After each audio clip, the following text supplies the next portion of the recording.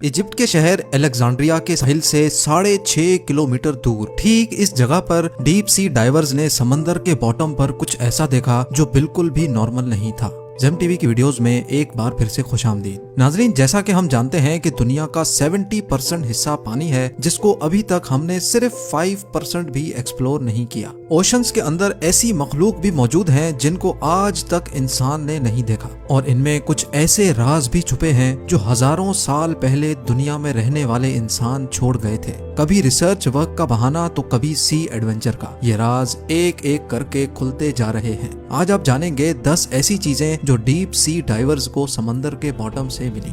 Number 10, क्या कभी कोई रिवर समंदर के अंदर मौजूद हो सकती है? जाहिर है इसका जवाब होगा नहीं।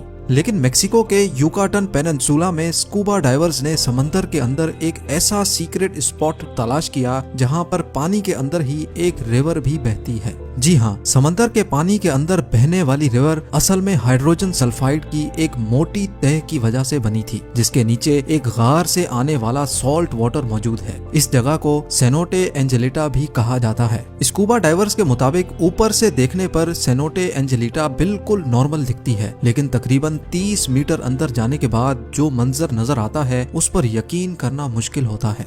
नंबर 9, अमेरिका में फ्लोरिडा के बीचेस बहुत मशहूर हैं, जहां पानी के साथ साथ अक्सर सी शेल्स, क्रैब्स और मुख्तलिफ समंदरी मखलूक भी तैरकर साहिल पर आती है। लेकिन अक्टूबर 2012 में पोम्पनो बीच पर मौजूद लोग तब हैरान और परेशान रह गए जब उनको समंदर के साहिल पर एक बहुत बड़ी आंख मिली। जिस आंख का साइज इंसान के दोनों हाथों के बराबर हो, वो देखने में वाकई किसी बहुत बड़े समंदरी मॉन्स्टर की आंख लगेगी।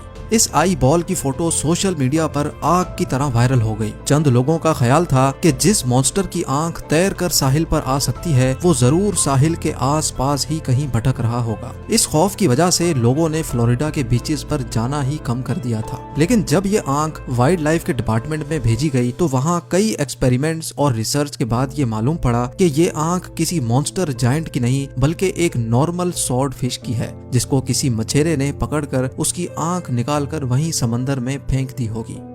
नंबर 8, इजिप्ट के शहर अलेक्जेंड्रिया के साहिल से 6.5 किलोमीटर दूर ठीक इस जगह पर डीप सी डाइवर्स ने समंदर के बॉटम पर कुछ ऐसा देखा जो बिल्कुल भी नॉर्मल नहीं था।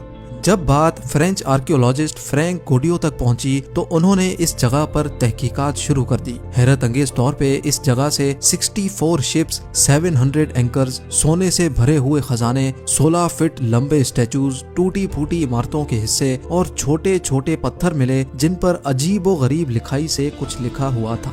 जो खंडरात के नमूने यहाँ से मौसूल हुए वो समंदर के अंदर ही कई किलोमीटर तक फैले हुए थे।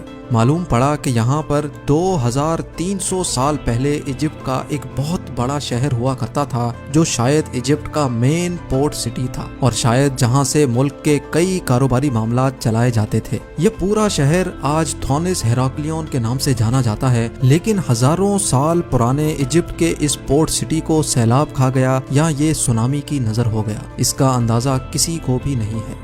नंबर 7, समंदर में 1 किलोमीटर डीप मछली की एक ऐसी किस्म भी रहती है जिसको देखना भी जापान में बहुत खराब समझा जाता है। इस मखलूक को जायंट और फिश कहा जाता है, जो अपनी जिसामत की वजह से अजीब समंदरी मखलूक भी कहलाई जाती है। समंदर में 1 किलोमीटर नीचे रहने वाली इस अजीब व गरीब और फिश की लंबाई 50 फुट से भी बड़ी होती है, और इसको देखते ही पहला ख्याल यही आता है कि ये कोई समंदरी सांप या अजदहा होगा। जापान में ये माना जाता है कि समंदर के साहिल पर और फिश का नजर आ जाना कुदरती आफत के आने का एक सिग्नल होता है।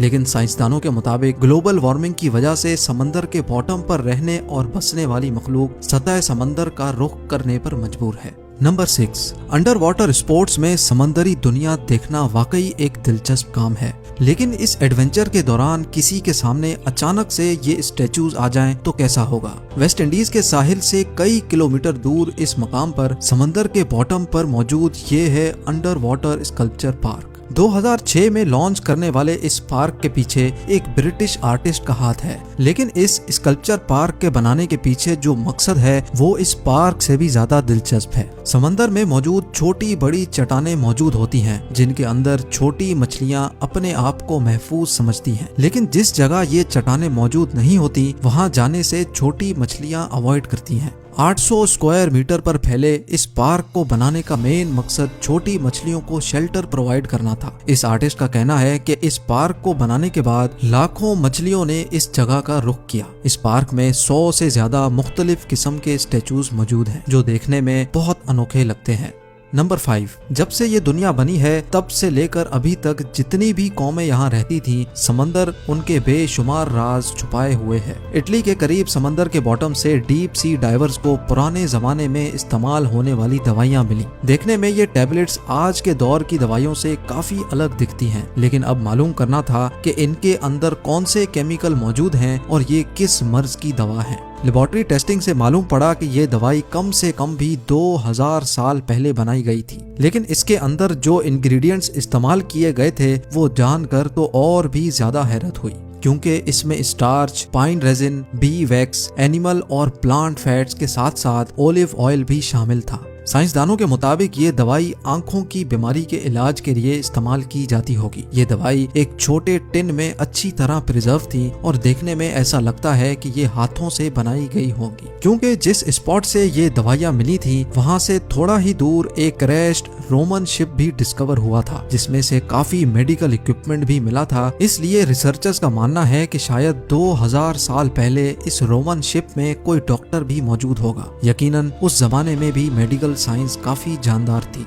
नंबर 4, फ्रिल्ड शार्क समंदर के बॉटम में रहने वाली एक ऐसी मखलूक है जो देखने में दिलचस्प लगने के साथ साथ खौफनाक भी लगती है। ग्रिल्ड शार्क की बॉडी का कुछ हिस्सा डायनासोर जैसा है, जबकि कुछ हिस्सा सांप जैसा दिखता है। इसका मुंह दिखता तो सांप जैसा है, लेकिन इसके मुंह में दांत भी होते हैं और वो भी पूरे 300। जी हाँ, इसके 300 दांतों की डायरेक्शन अंदर की तरफ होती है। इस क्रिएचर की लंबाई 6 फुट तक बताई जाती है और इसका शिकार करने का अंदाज सांप जैसा होता है। फ्रिल्ड शार्क अपनी बॉडी के आधे साइज का शिकार भी एक ही वक्त में निगल सकता है।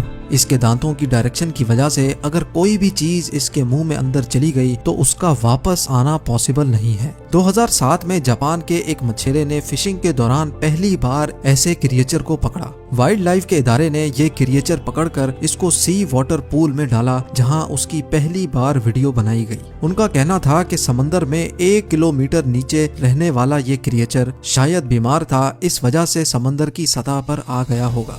नंबर 3, जिन लोगों को हॉरर मूवीज देखने से डर नहीं लगता वो अमेरिका में मौजूद कैंप क्रिस्टल लेक जरूर विजिट करें, क्योंकि इस लेक के बॉटम में मशहूर horror film Friday the 13th के सीरियल किलर जेसन वोहीस का एक स्टैचू आपका इंतजार कर रहा है।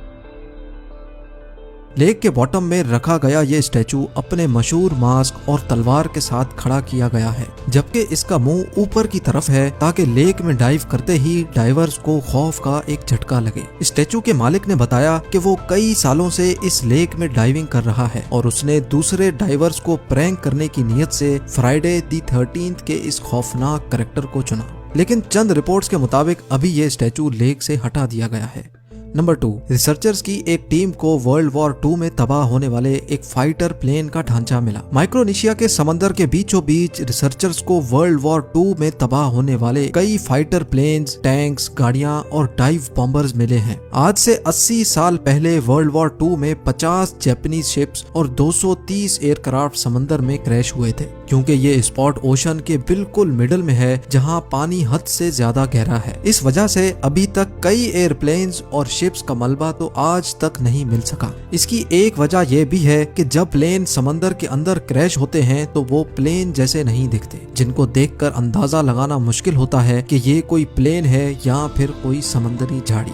और अब नंबर 1, 2014 में स्कूबा डाइवर्स के एक ग्रुप को ओशन से एक जायंट साइज का चाकू मिला। देखने में इसका साइज तकरीबन 6 फुट लंबा लगता है, लेकिन क्योंकि इन स्कूबा डाइवर्स ने कभी भी खुद को पब्लिक में शो नहीं किया, इस वजह से हमें ये बात आज तक मालूम नहीं हो सकी कि ये चाकू इस वक्त कहाँ मौजूद है और इतने बड़े चाकू का आखिर मकसद क्या था। क्या वाकई हजारों साल पहले इंसान इतने बड़े हुआ करते थे जो इनको इतने बड़े चाकू की जरूरत पड़ी? इसके बारे में मुझे कमेंट सेक्शन में जरूर बताएं। उम्मीद है ये वीडियो भी आप भरपूर लाइक करेंगे। आप लोगों के प्यार भरे कमेंट्स देने का बहुत बहुत शुक्रिया। मिलते हैं अगली शानदार वीडियो में।